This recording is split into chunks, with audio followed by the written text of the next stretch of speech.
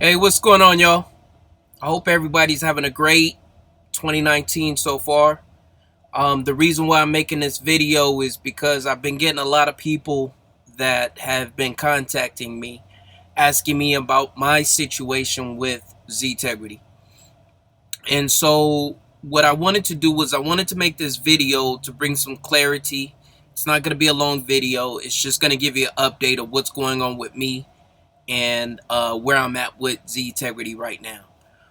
When I first started Ztegrity, a lot of you guys know I was helping people build credit, right? I was making these videos and I was showing people how exactly how I built my credit up, how to build credit up after I went through a bankruptcy. And I wanted to use that experience to show people how to build credit properly. As I was doing that, I came across a company called Ztegrity, and they were saying that they were going to give a $10,000 trade line. And so I started looking into it. I got a chance to speak with some people within the company that were high up, and I went aboard with them, and I started, basically uh, promoting Ztegrity as a business. Even though I was a little bit skeptical, I think you could tell by my previous videos, I am going to leave those videos up just because I believe there's a lot of good information in there. But I was skeptical, but I still went ahead and I said, this is something that I'm going to do. As I started going through, like when I first joined, there was about 4,000 people, and that was the end of May. When they announced the trade line, they went from 4,000 people. Now, mind you, at that point, up to 4,000, I believe Ztegrity had been in business for 2 years. They announced the trade line. They went from 4,000 to 10,000, right? So basically, their business doubled in a month. By the end of June, they had 10,000 people. So it wasn't the fact that people were not seeking out a good trade line, a primary trade line to put on their credit profile. It just was the fact that the way everything fell apart that kind of upsets me.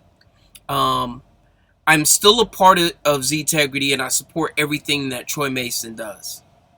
Just because I believe that his vision is something that our community needs. And when I say our community, what I mean by that is there's a lot of people who aren't born with a silver spoon in their mouth that are seeking the proper information to have a sound financial, life. And so the thing that he's trying to do is in one product, he was going to give a trade line, a prepaid card, a bank, because there's a lot of people who are unbanked. And I just thought it was a great product all around. Well, by the second month, I want to say July, they lost their merchant account. And that's when I started getting a lot of emails. Hey, what's going on? Why isn't my card working? What's going on? And I was just getting a lot of emails, and I noticed that I went from helping people build credit to Ztegrity customer service. A lot of my people that I joined, all I was doing throughout my day was just helping people fix Ztegrity issues. Because there was nobody that we could really reach out to. There was a ticket system, there was an email system, and we couldn't really reach out to anybody. So anytime we wanted to bring somebody on, we had to use a Cash App, and then they would, that was kind of, the people were looking at it as kind of shady, and then it was a situation where we weren't getting the cards, and then somewhere, I want to say September, we lost our bank, right? We lost the bank, and we didn't have the card at all. The banking information was going away. The company we were using to as our bank decided to pull out. The trade line still wasn't reporting. We submitted Ztegrity submitted some names to the credit bureaus, and that information came back. And as I was watching all of this play out, I became more skeptical, right? not skeptical about Troy Mason, just the way that everything is being ran. One issue was the customer service. Whenever you're starting a business, a service industry business such as Ztegrity is in, they're a service industry, a bank or anything, any service industry, one thing that you have to have in place is customer service. And when my downline is contacting me about issues that they're having and I don't have anybody to go to, that's a problem, right? And so people would join and then they would drop off, and it was just, it became not worth it for me. The reason why I do credit repair is because it's so much fun for me. Like, this is my passion. I really can wake up every day and talk credit. I could do this every day. But what happened was, I wasn't talking credit. I was talking Ztegrity. Everything was about Ztegrity. I would wake up and I would have about 4 to 5 emails every single day about Ztegrity. And not about, hey, what do you think about Ztegrity? I'm not talking about those emails. I'm talking about people that joined up and were like, hey, where's my card at? I don't know. And I can't even reach out to anybody to get a good answer for you. I belong to their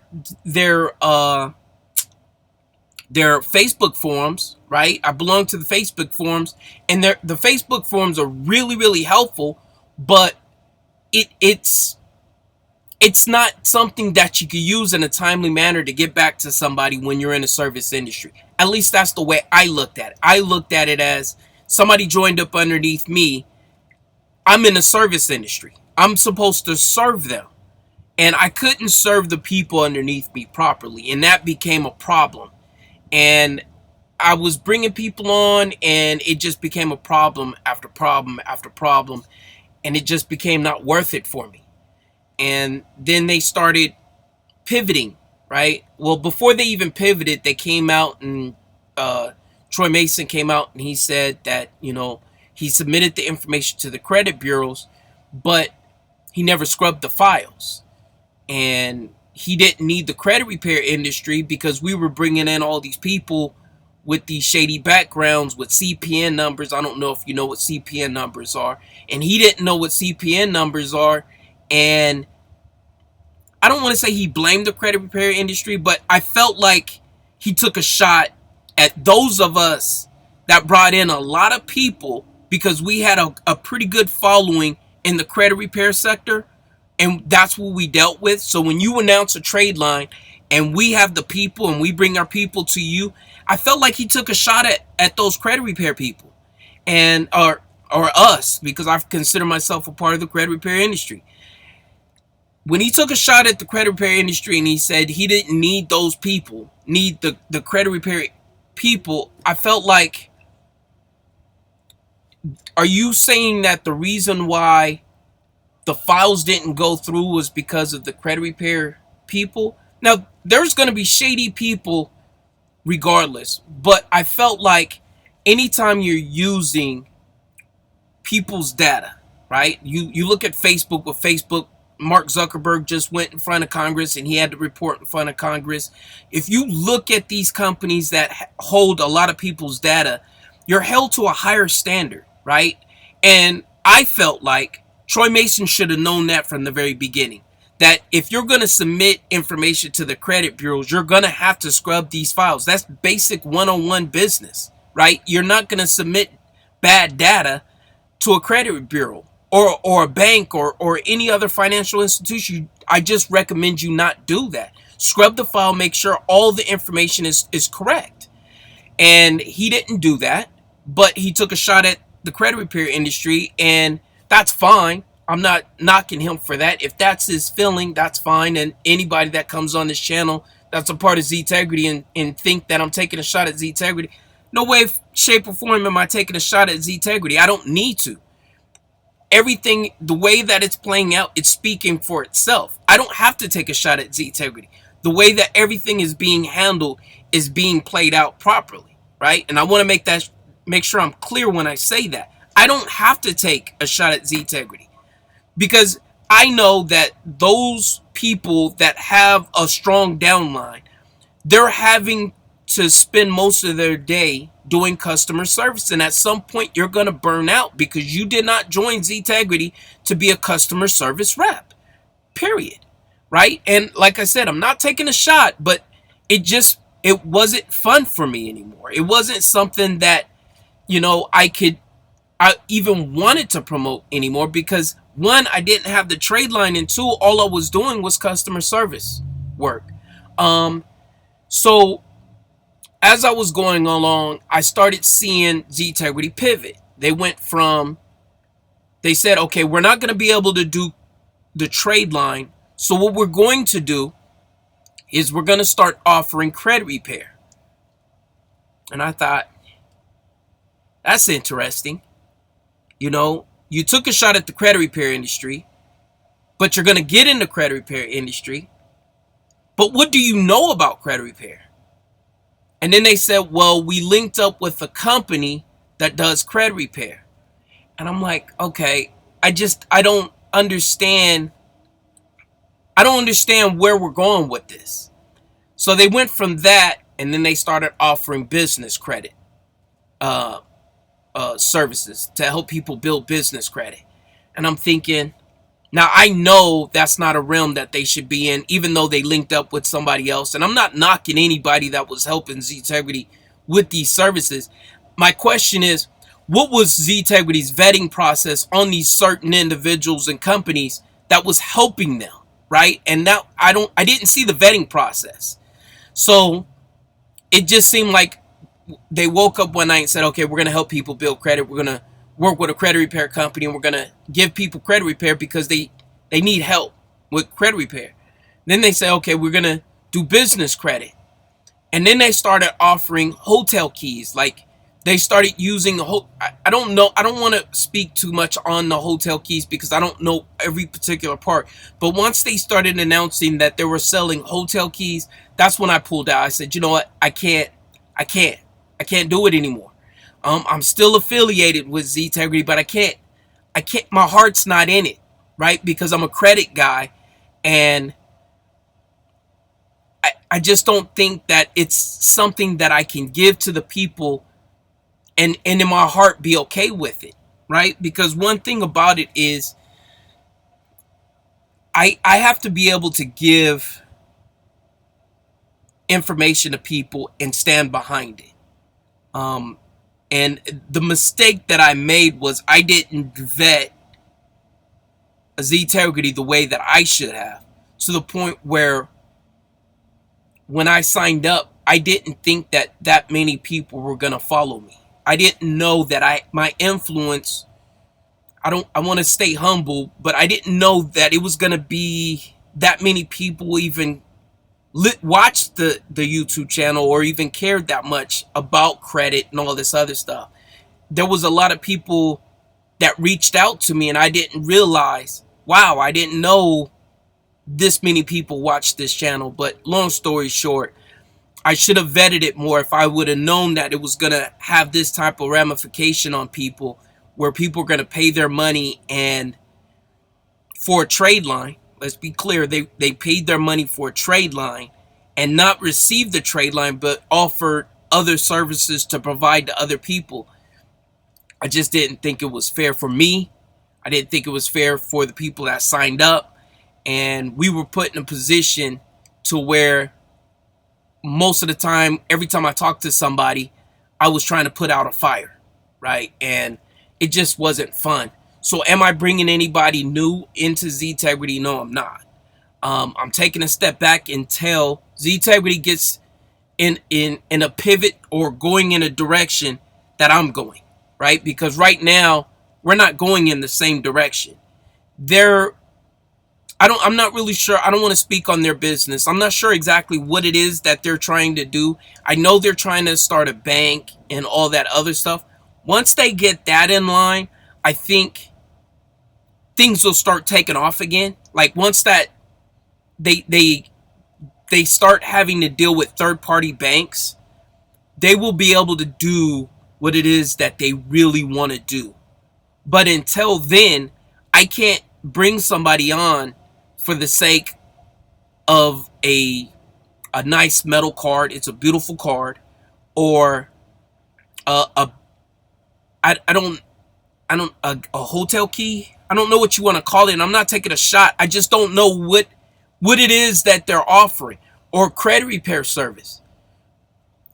I don't know anything about their credit repair service, but here's the thing. I'm gonna be honest. When we were doing the trade line, I know we didn't have access to speak to people about the trade line. What's going on with the trade line? Why isn't it reported? We couldn't even reach out to anybody. I know that if we're doing credit repair, could you imagine if what it's going to look like for credit repair, or what it's going to look like for business credit? What is anytime you're in the service industry, people are going to want to talk to somebody, and that's just the bottom line. And so I can't be a part of that. Sad to say, I'm sorry for those that joined up underneath me looking for, a trade line that Ztegrity was offering. But as of today, right now, there is no trade line. I haven't had anything report on my credit report, and anybody that says that they have something on their credit report, I just don't believe it. I don't believe anybody has anything on their credit report from Ztegrity. And that's just the truth. When will they report? I don't know. And so I refuse to bring any new people on. Those of you that signed up underneath me, if you reach out to me, what I want to do is I want to help you as much as I possibly can. I don't think that the way that we're going with Ztegrity, as far as trying to use their credit repair services or whatever, is going to get you in a situation where you need to be. Just like I don't think me sending you to Lexington Law Firm would be the situation that you need to be in, right? And just, I'm about to go on a tangent right now, and everybody gets on me because I keep going on these tangents. But, that's the thing with credit repair, is that it's not cookie cutter. You can't take a service like credit repair, deleting items off credit, and make it for everybody. Not everybody needs that. Like, for example, I'm going to give you a perfect example. I had a gentleman that contacted me yesterday, and he had one negative item on his credit report. And he's been with Lexington Law Firm for, I think he said it was like 3 months, 3 or 4 months, at $129 a pop, with I can't remember what the initial fee was, $69 setup fee. $129 a pop, $89 setup fee for a $200 collection. That's the only thing on his credit report. And I asked him, I said, man, have you ever thought about maybe contacting that company, right? Contacting the company and saying, hey, look, I'll pay this item if you delete it off my credit report.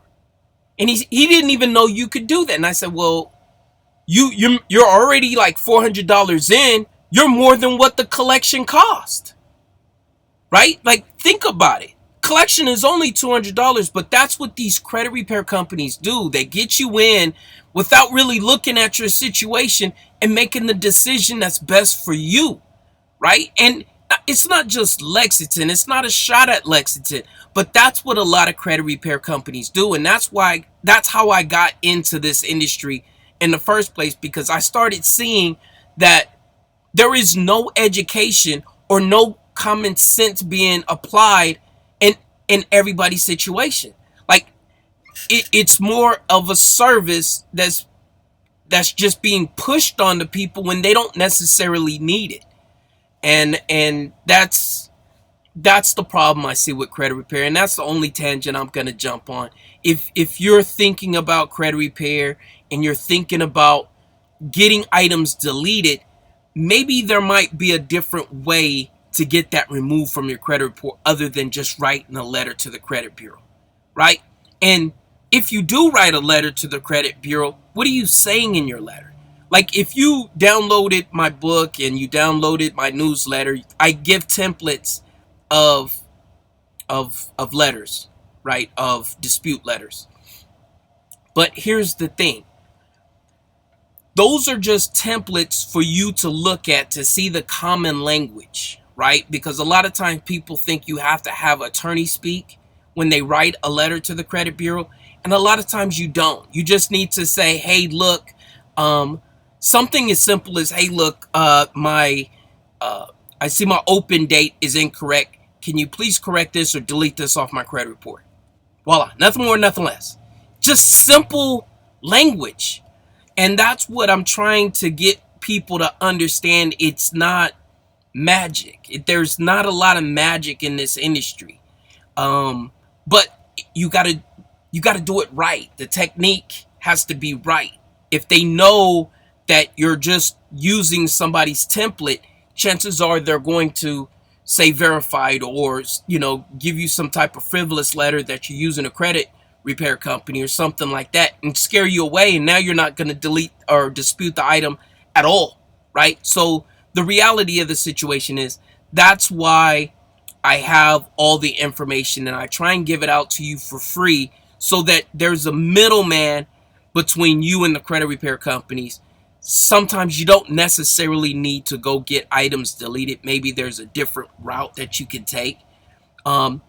There's situations where I get people's credit reports after they've been to credit repair companies, and I go, what did they do? I didn't really get anything deleted. I got some stuff deleted, but then it came back on my credit report. And I'm like, okay, well, what happened? How much money did you spend? And people spend hundreds of dollars in credit repair thinking they're going to get a result, and sometimes it just doesn't work that way, right? Because they never were given the proper perception of what to expect, or the proper expectations. And that's my hang up with the credit repair industry. And I just think there needs to be a little bit more education out there. And so that's what I want to do in 2019, is bring you as much information so you guys can make the best decisions for your family financially, and get your credit in a situation to where you can apply for loans and get approved. Apply for credit cards and get approved, rather than I hope I get approved. I hate that feeling. I went through life, and I made a lot of mistakes. Financially, I made a lot of mistakes. There's no way for me to cut it. I had bad credit. I didn't know what I was doing.